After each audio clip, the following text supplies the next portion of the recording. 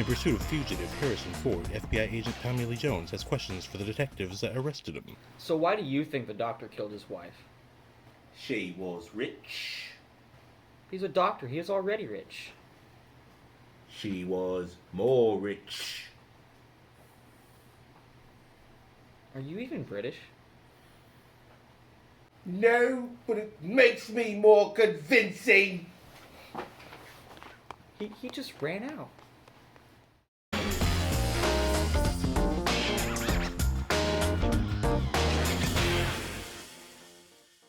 Aloha, nerds, and welcome back to TheSalawag's Why It's Great Gut Reaction, where I watch things and react from the gut. I saw The Fugitive last night, starring Harrison Ford and Tommy Lee Jones, and that was an incredible time. I cannot tell you how... I've heard of this movie for a long time. I've been told it's supposed to be a great movie. In fact, one of the scenes in the movie was referenced in the Screenwriter's Bible when I was going to college at Academy of Art University. The Screenwriter's Bible, I think version 13 or something like that, cites a particular scene from this movie where Harrison Ford, who at the start of this movie, he's a doctor, his wife's been murdered, he is convicted of killing his wife, and during transport from county jail to prison, the bus gets taken over by a couple prisoners. There's a horrible accident, and Harrison Ford gets out and goes on the lam, and it's Tommy Lee Jones, FBI agent extraordinaire, Agent Gerard, who is pursuing Harrison Ford. And so we have this huge adventure where this one guy is just trying to run, claiming innocence but running from the man. Harrison Ford is a fugitive on the run, and Tommy Lee Jones is doing everything he can to capture him. And Tommy Lee Jones is not a sinister bad guy. He's, as far as we can tell, a good guy and a very smart guy, experienced at his job and knows what to do to accomplish what he wants to accomplish. And essentially this is a game between two people who are both supposed to be good guys. We think Harrison Ford's a good guy, but for a good chunk of the movie, we don't see any specific flashback that tells us that he didn't kill his wife. So that's part of the excitement of the movie, is that for at least what feels like 30 minutes of tension, you're wondering, did Harrison Ford kill his wife? Because he's on this journey to prove his innocence, but you're not sure if he's actually innocent. And so because the movie puts you in that point of view right up front, I think it creates a whole mess of tension and excitement building into the rest of the movie.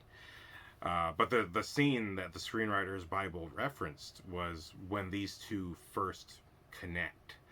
And essentially Harrison Ford, who's only been on the run for about a couple hours, Tommy Lee Jones catches up with him with a bunch of his guys, and Harrison Ford's crawling through this sewer. It's a really tense sequence. This is, I believe this is still the period where we don't know whether or not he's innocent yet, but he's saying he's innocent. But essentially Tommy Lee Jones gets into the sewers, and he's the only guy right behind Harrison Ford. And he drops his gun. He trips and drops his gun, and Harrison Ford picks it up and points that at him.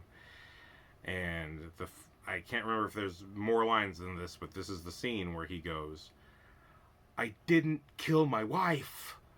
And Tommy Lee Jones holding his hands up, "I don't care." You know what I mean? It's just, and that scene just has a lot going on there. I mean, first of all, we still don't know if he means what he says. Neither does Tommy Lee Jones. For as far as Tommy Lee Jones is concerned, this is one more criminal who's just lying to keep being a criminal. But the fact that he says it with such conviction that you feel like, you know, in this moment he could have just killed Tommy Lee Jones, but he didn't. He still held a gun on him, but all he was concerned about was like, I didn't kill my wife, and Tommy Lee Jones not being interested, because that's not his job. His job is not to determine whether this guy is innocent or not. This guy is a fugitive. He was convicted of crime, and he needs to be apprehended. And so that's what Tommy Lee Jones is interested in. He's just doing his job to the letter of the law. And it's not he's not the lawyer, he's not a judge. He's just the guy who goes and catches people like this. And but that interaction is so, like, it's there's something haunting about him saying that he doesn't care, as if there's genuinely a lack of human interest in this person, which is kind of a big part of this movie. The movie does begin with seeing flashes of the crime that happens, a lot like Alan Moore's Watchmen, when you see the comedian versus the bad guy behind that story.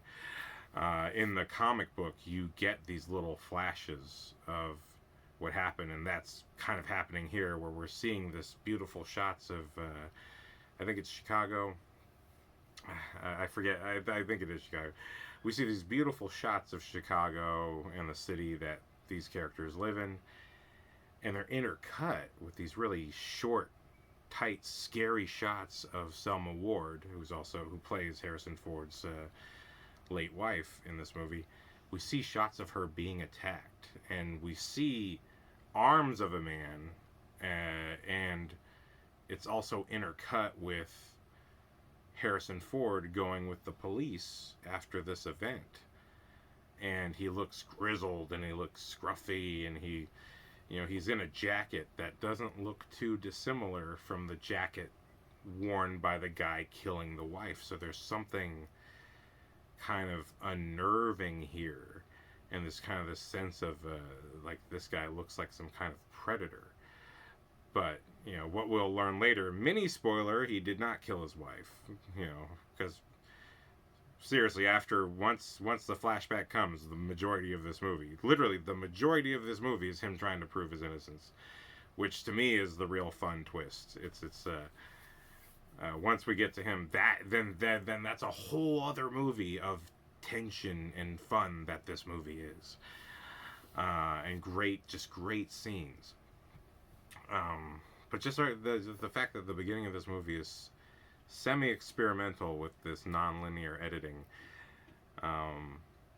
but also leaving us with so many questions and making us feel like the audience, and making us feel like we understand the cops coming to this conclusion kind of instantly, because the way the movie's presented to us, we don't know the whole story. But he maintains his innocence the entire time, and, like I said, goes on to try and prove it. But that's the fun of this movie, that the entire time, Tommy Lee Jones is not the villain of the story, but he's the antagonist. Our protagonist, our hero, Harrison Ford, is the fugitive. He was convicted of a crime. He is running from the law. And our our antagonist is the FBI agent who's just trying to catch him as part of his job. And he's not passionate about it. He's not angry about anything. He gets frustrated a few times because things don't quite work out, but he's not in any way a kind of sick individual. He is a straightforward working man, and you see that his crew maintains that quality, and they all trust in him and believe in him, and they all move together as a unit, which is kind of like this ideal government unit, that this is the people you would hope would be out there solving these crimes. And thank you to those who do, because this movie is crazy. The when Harrison Ford is in the river, damn, that's a kind of, it's not like it's exhilarating, but you just feel him when he comes out of the river after being chased and jumping over a dam and all this stuff, and you're watching him like crawl out onto the mud just like Arnold Schwarzenegger in Predator, and I'm just sitting there thinking, is he gonna cover himself in mud to hide from the police? Is that where this movie's going? Because I feel like it's about to go, and then it doesn't go there, and it just kind of becomes this the way it rolls out, you believe how Harrison Ford could evade capture. And this is taking place in 1993, by the way, pre cell phones, pre this massive security apparatus that exists now. This pre selfies, pre selfies. Uh, so it's totally for the time. It's totally believable. But the movie is so well made. I feel like it still works right now. I feel like, and people do have cell phones in this movie. It's the gigantic brick phone, but it is a cell phone and a car phone. But it's just nuts to see how well made this movie is. That when we get to the ending, because there is a reveal, there is a much bigger thing going on. For this portion, I really don't want to spoil it. If you haven't seen The Fugitive, please go watch it. This is absolutely a recommendation. The ending of this movie is not bad. It's actually quite wonderful. The conclusion, the final conflict, there's better final conflicts, but the ending of the movie by itself, the final moments when the movie ends, like I felt great. Like I felt like I just went through this incredible ride that had so many twists and turns. So for those of you who have not seen this movie yet, check it out, because it combines kind of, it's all the beginnings of the great action scenes of movies we get in the last 20 years, but they kind of become real life. Like, I feel more like I'm an agent, running through the woods or running through the urban jungle or wherever it might be. When we're with Tommy Lee Jones, it feels like we're in a true crime story. And when we're with Harrison Ford, it feels like we're in this fugitive movie. And yet at the same time, these movies are happening at the same time. That by the end of the movie, when our protagonist and antagonist come together, there's something awesome about it, because they're both good guys, and it's like, how are two good guys going to come out of this situation where it's on paper, on the surface, a good guy versus bad guy scenario? That's what it is on the surface, but so much more is going on beneath that. And that's what I think is so great about the movie, is that it's got so many levels going on. Not like the Matrix amount of levels, you don't have to question your nature of reality or your gender. But, it's like, whoa, this is how you do it. Like, if you were going to make it, if you were going to do these things, I see now the language for which so many movies that came after this clearly have followed. And I'm sure movies did this before, but I feel like, especially with like Captain America and the Winter Soldier, that was only a few years ago. Anytime there's a movie where people are escaping, they're doing The Fugitive. It's the Fugitive scene. They're stealing scenes straight out of it. Identical, the Bourne Identity, and again, I'm sure it's happened before The Fugitive, but just the way it's shot, the way it feels in The Fugitive, I feel that I've totally seen replicated in every other movie, with these minor variations. Like The Fugitive clearly had some kind of landmark effect on the following 10 years of movies. Because I'm coming late to this. I mean, I'm a 90s kid, but I was like 4 years old when this movie came out, so I wasn't watching this. And I did recognize a good, like, 20-minute chunk of the movie that I must have seen by accident. But this was an incredible first watch, and I'm looking forward to eventually buying this movie. Because it was a really, really good time. And also, before I end the spoiler-free section, really great names attached to this. Let me tell you, just the cast people who show up in this movie. Joey Pantoliano from The Matrix, from Daredevil, from which one? Memento. Joey Pants, Cypher from The Matrix. He was in Bound. He's in tons of stuff. He's been tons more than I can even remember. Selma Ward, I already mentioned. Julianne Moore has a small cameo role. And let me tell you, this is how you know great actors are great. When they're in these small side roles, and you can feel something for them right away. Now this is great casting and obviously great shot choices and good camera and all that. But how you imbue is is soul to you, and whether you are right for the role is what makes the effect of that role.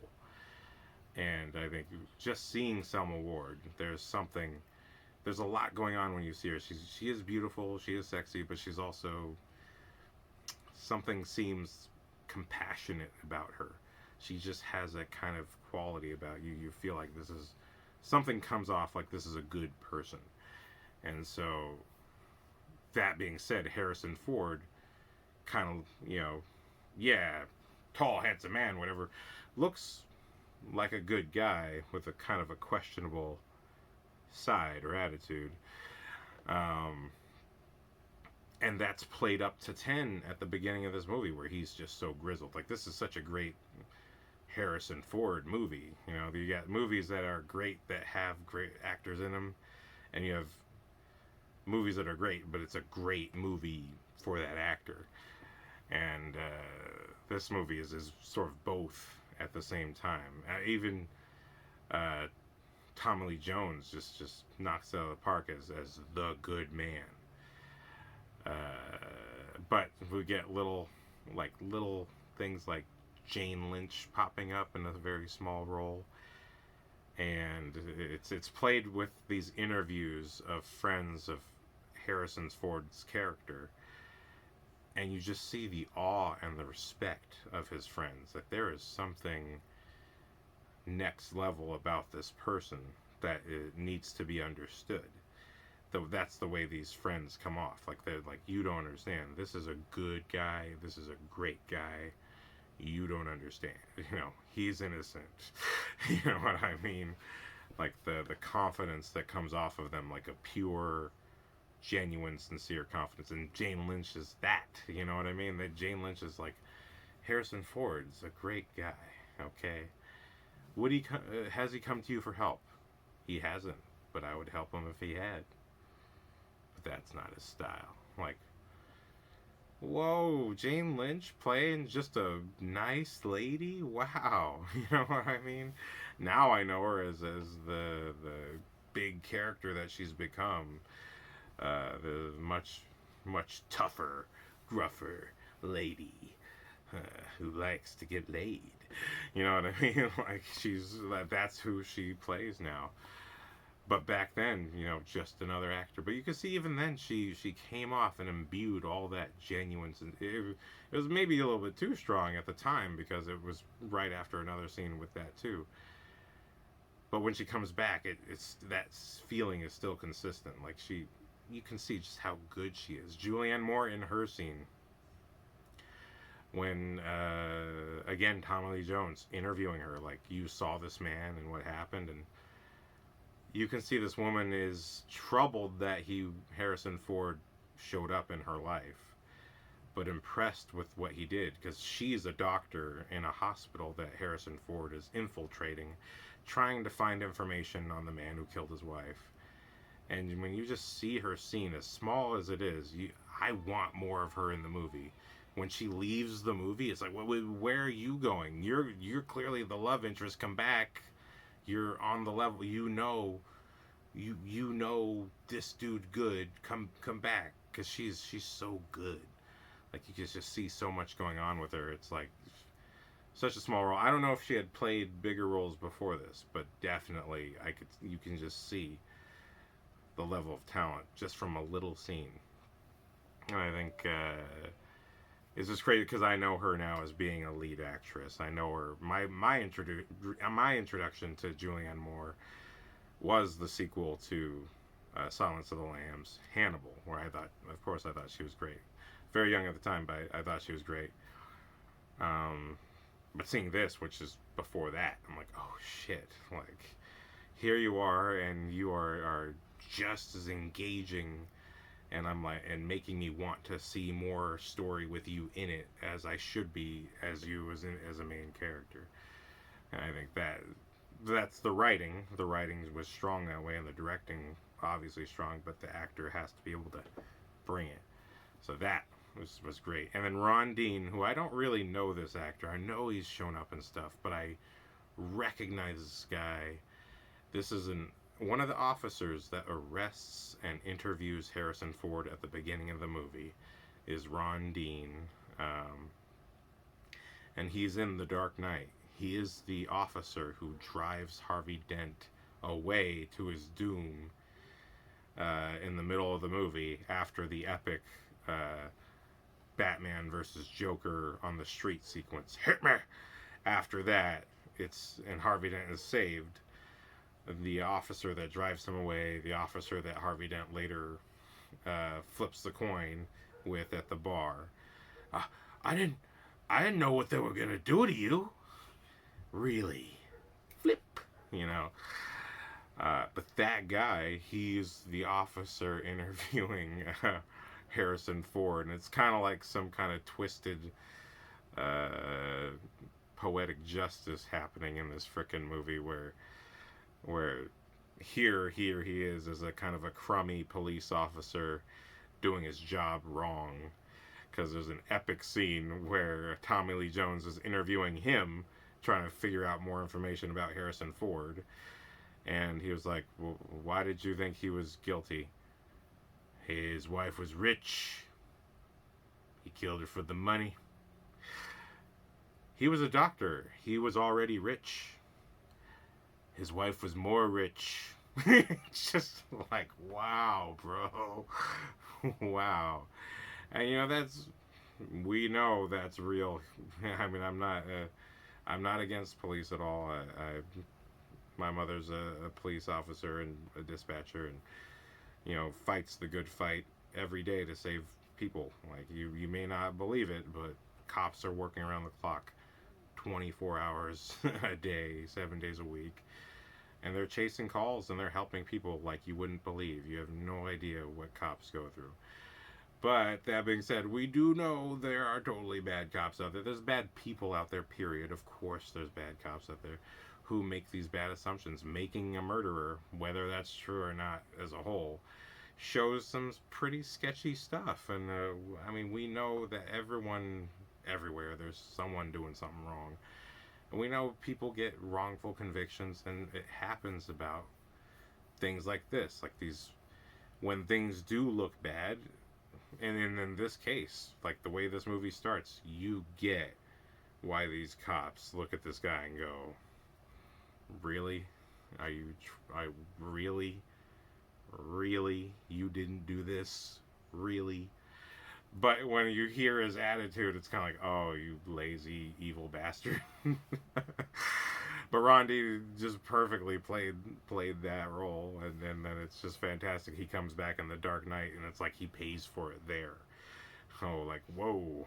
Well, I mean, he's also a Gotham cop, so he's way more corrupt, but, holy shit. Like, I just felt like a full circle happened when I watched this movie. I was like, oh, this is you as a good cop.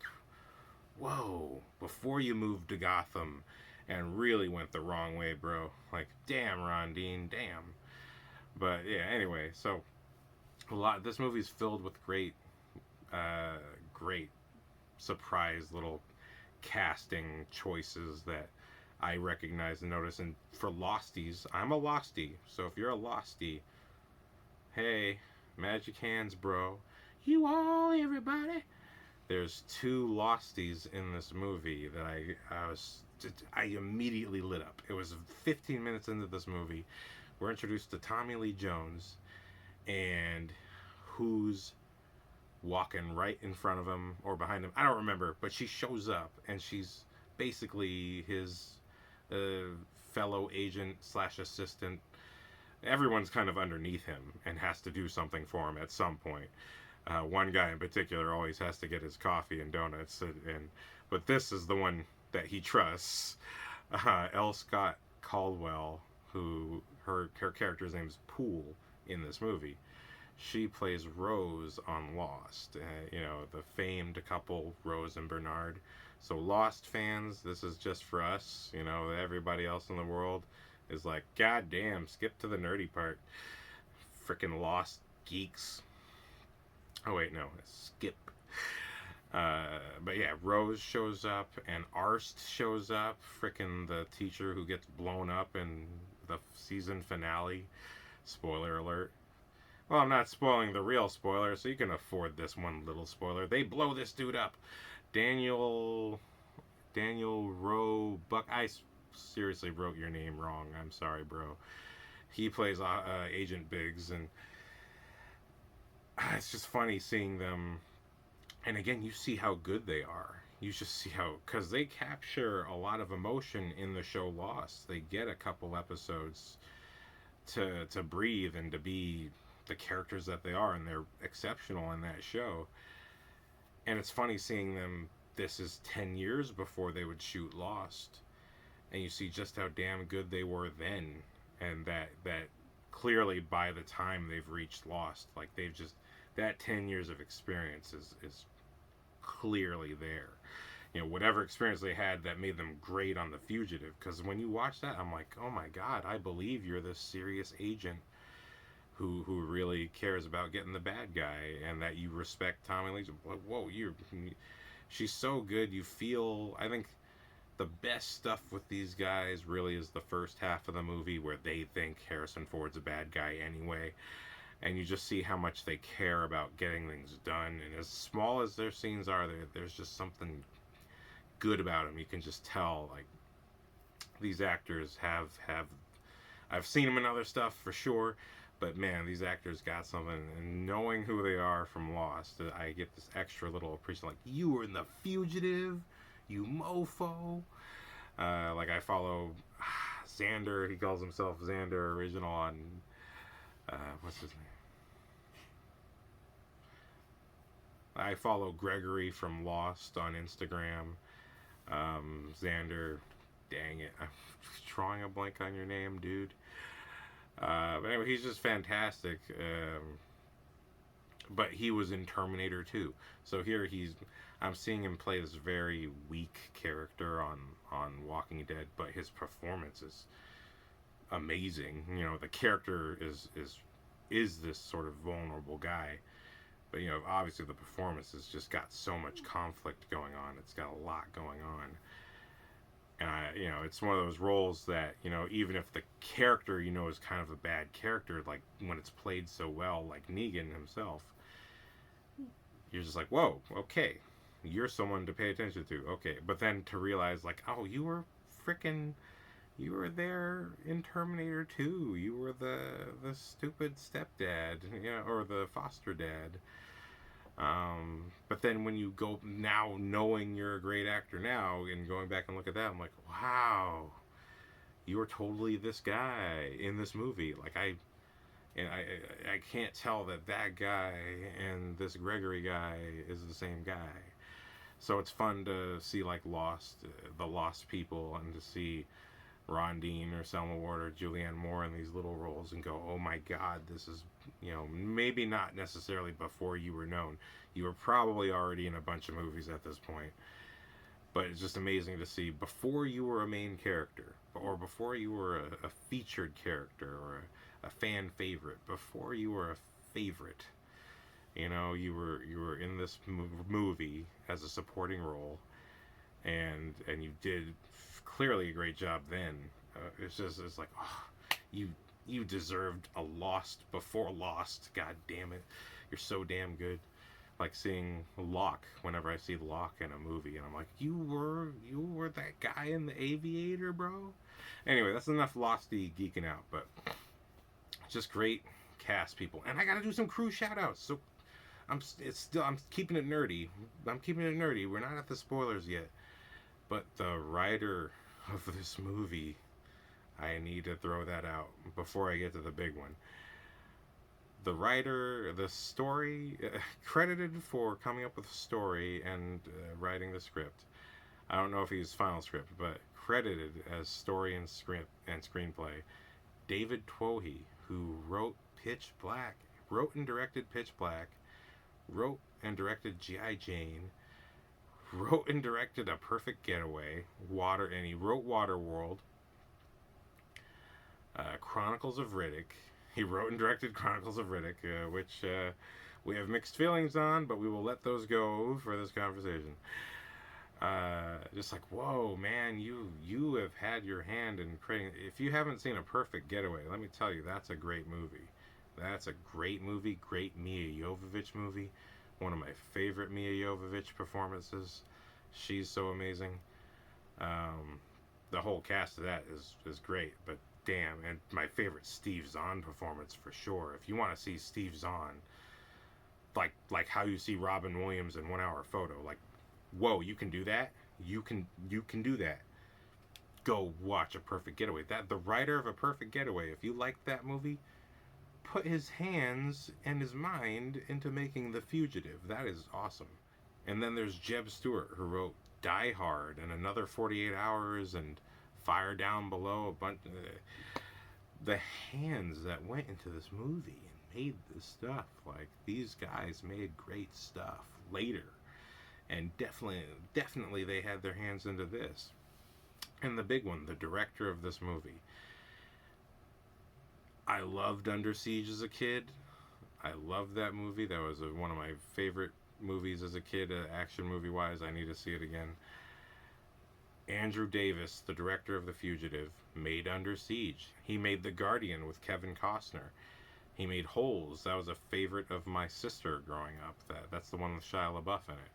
He directed Collateral Damage with Arnold Schwarzenegger, and Above the Law, and Chain Reaction. And Chain Reaction, you know, people don't talk about that movie quite as much, but that's a pretty damn good movie. I think most people who watch it, I think, enjoy it. I know a lot of people love to hate Keanu Reeves because of Bill and Ted, but, you know, get over it. You know, get over it. He's awesome.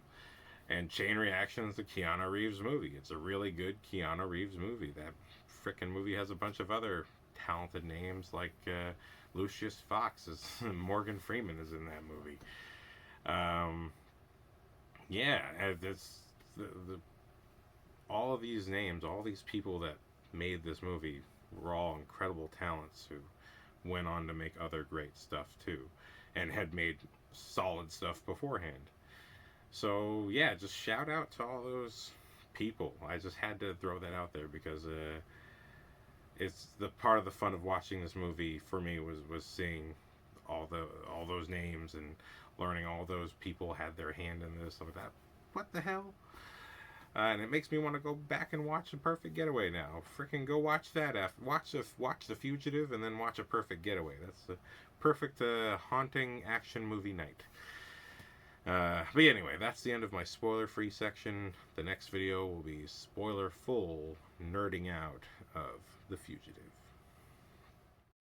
He just ran out. So, why do you think the doctor killed his wife? Well, there were only 2 people in the house at the time. The doctor and his wife, so... So... Well, and she was rich. Oh, come on. Can we bring in the next one, please? That was the same goddamn answer.